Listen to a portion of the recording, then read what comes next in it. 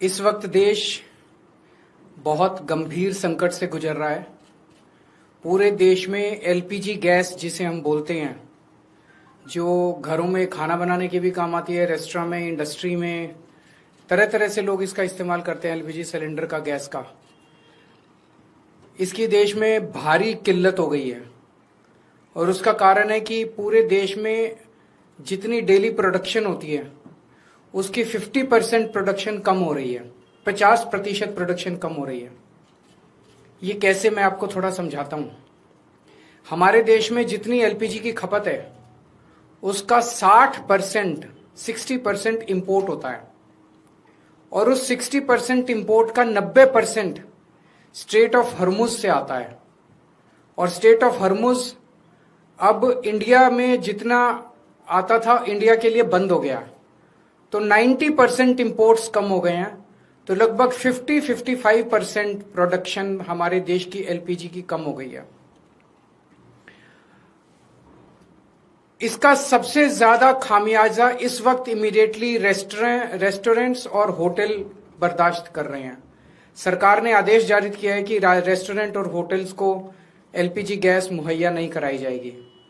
Restaurants and hotels LPG की stock नहीं रख सकते, वो उसको स्टोर करके नहीं रख सकते क्योंकि सेफ्टी कंसर्न्स होते हैं।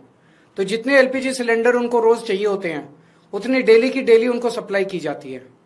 तो अब एकदम से अगर एलपीजी बंद हो गई तो उनके पास तो 2 दिन का भी स्टॉक नहीं है, 1 दिन का भी स्टॉक नहीं है।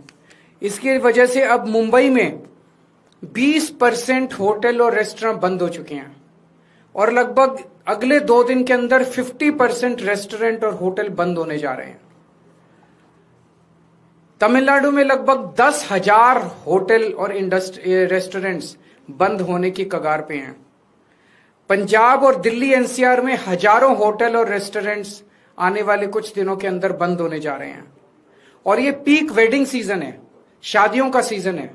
तो मुझे लगता है अगर ये जारी रहा तो बहुत सारे लोगों को शादियां पोस्टपोन करनी पड़ेंगी। और इसी तरह की कहानियां बेंगलोर, हैदराबाद, पश्चिम बंगाल, छत्तीसगढ़, हरियाणा, बिहार, सब जगह से आ रही हैं। मोरबी जो गुजरात में है, जिसको कि टाइल इंडस्ट्री का एक तरह से कैपिटल माना गया है, वहां पे 650 इंडस्ट्रीज हैं। उनमें से 170 इंडस्ट्री बंद हो चुकी है और 1 लाख लोग बेरोजगार हो चुके हैं।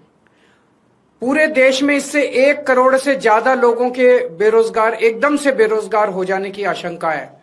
और इतने बड़े स्तर पे अगर लोग बेरोजगार हो गए तो क्या स्थिति होगी, हम सोच सकते हैं।